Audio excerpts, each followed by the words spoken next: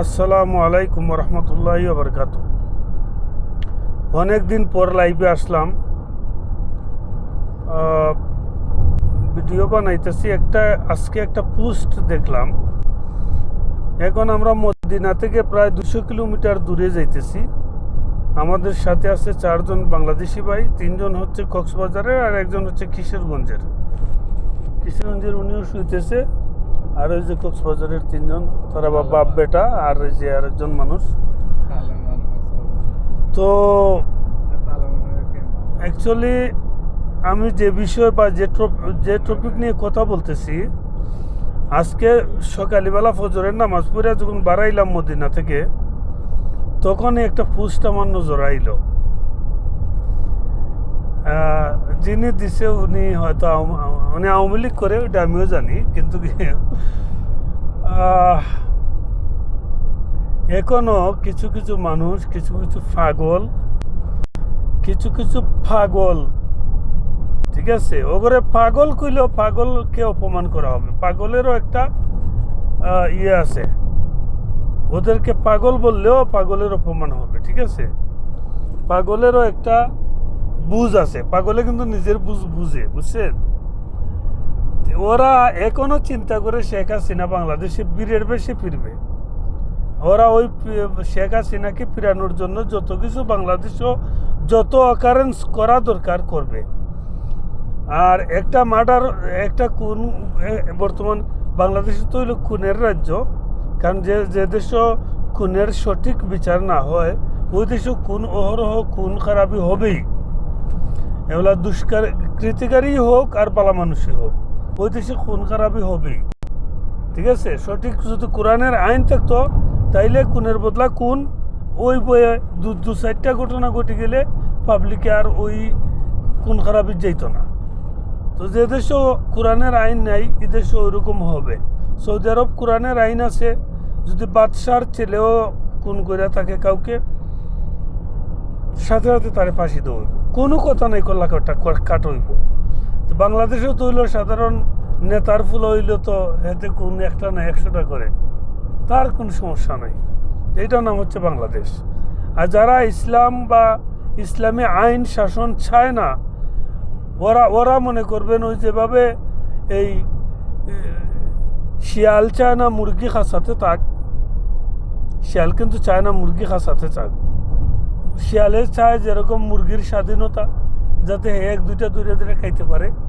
এইরকম বাংলাদেশের মানুষ যারা ইসলামী আইন, কোরআনের শাসন, কোরআনী আইন চায় না, এরা ওই যে মাঝে মধ্যে 1-2টা খুন করলো, ওইটাই তাদের ব্যবসা।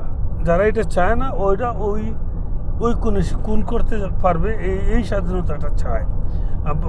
বাংলাদেশের অধিকাংশ মানুষ এটা বুঝে না, মনে করে কোরআনের আইন আইলে দেশ ধ্বংস হয়ে যাব, আল্লাহর আইন আইলে বুঝি দেশ ধ্বংস হইব।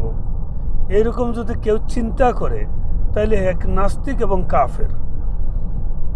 আমার যদিও ফতোয়া দেওয়াটা ঠিক না, যেহেতু আমি মুফতি না, কিন্তু সাধারণ মুফতিগর কাছ থেকে যেগুলো শুনি, তার মানে হচ্ছে যারা শরিয়া আইন বিশ্বাস করে না, যারা আল্লাহর আইন এবং আল্লাহর সংবিধান মানে না, এরা মুসলমান হতেই পারে না। যাই হোক, ওইটা আলিম ওলামাদের বক্তব্য, এটা আমার বক্তব্য না। আমি যেটা বলতে চাইতেছি, শেখ হাসিনা বাংলাদেশও ফিরবে না। শেখ হাসিনা বাংলাদেশও ফিরার কোনো সুযোগ নাই, কিন্তু আওয়ামী লীগের এরা দিবাস্বপ্ন দেখতেছে। তো ওগুলো আমি বলবো পাগল, আর ওরা ঠমার মধ্যে আছে। ওরা যেন ফিরে আসে, সোজা রাস্তায় যেন ফিরে আসে, এটা হচ্ছে আমার নসিহত। ওরা যেন সোজা রাস্তায় ফিরে আসে, ঠিক আছে। তারপর হচ্ছে এই যে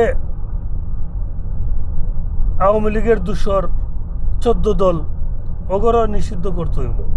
এবং জিএম কাদের, ওরা তো ডাইরেক্ট ভারতের দালাল। ওইটা কি সবার মনে আছে? জিএম কাদের বলছিল যে আমি ভারত থেকে আইছি, আমি ভারতের সাথে কি কথা বলছি ওইটা আমি বলবো না, মানে এতে দালালের বাচ্চা দালাল। এইরকম দালালের বাচ্চা করে দেশ থেকে বিতাড়িত করতে। ওরা দেশের এবং দোষের দুনুরই শত্রু। ঠিক আছে, ভালো থাকেন, সুস্থ থাকেন, সবাই সবার জন্য দোয়া করেন। আল্লাহ যেন আমাদের দেশকে একটা ভালো শাসনকর্তা দেয় না। আর আওয়ামী লীগের এই হারামজাদা লোকগুলারে, ওগুলার হায়াও নাই, শরমও নাই, এগুলার ইমানও নাই, ইসলামও নাই। ঠিক আছে, এগুলারে যে যেখানে পাইবেন শুধু তাপরের উপরে রাখবেন, শুধু তাপরের উপরে রাখবেন। যদি তারপরে কইতে পারেন আমার কাছ থেকে মিষ্টি খাইবেন, যদি আমারে না পান মনে মনে মিষ্টি 5 টাকার 5 টাকা মিষ্টি খাইবা। সরি, এখন তো 5 টাকা মিষ্টি নাই, এক সময় ছিল। 10 টাকাও মাইরা আমার সাথে যোগাযোগ করবেন, আমি মিষ্টি খাওয়াইব।